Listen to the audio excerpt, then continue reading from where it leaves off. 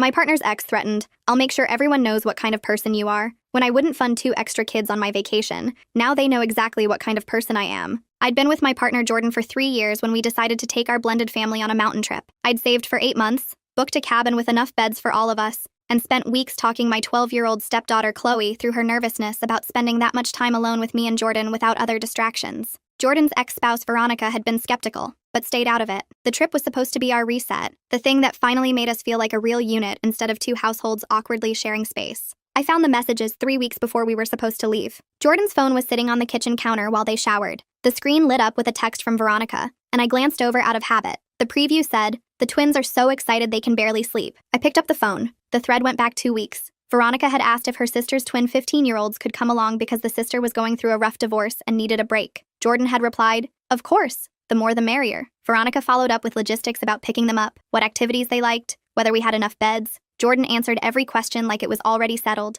I scrolled further. Veronica wrote, "You're such a lifesaver, they really need this." Jordan replied, "We're family. It's what we do." I stood there holding the phone while the shower kept running. Jordan came out 10 minutes later and froze when they saw me sitting at the table with the phone in front of me. "Why are Veronica's niece and nephew coming on our trip?" I asked. Jordan's face went careful. "I was going to talk to you about it." "When, the day we leave?" "It just came up last week. Veronica's sister is having a hard time and the kids need something positive. It's not a big deal." "You invited 2 teenagers I've never met to a trip I planned and paid for without asking me first." Jordan sat down across from me. "I didn't think you'd mind. It's just 2 more people. We have the space. That's not the point. This trip was supposed to be about us. You, me, and Chloe. That's why I sold it to her as our thing, our chance to bond without everyone else weighing in. They're kids, not everyone else. And Veronica's family, whether you like it or not. Veronica's family includes a lot of people. Are we inviting all of them?" Jordan's jaw tightened. "You're overreacting. It's a kind thing to do." "Then you should have asked me before you did it." Chloe's phone buzzed on the counter. Then it buzzed again. Jordan glanced at it, and their expression shifted into something that looked like relief. "What?" I said.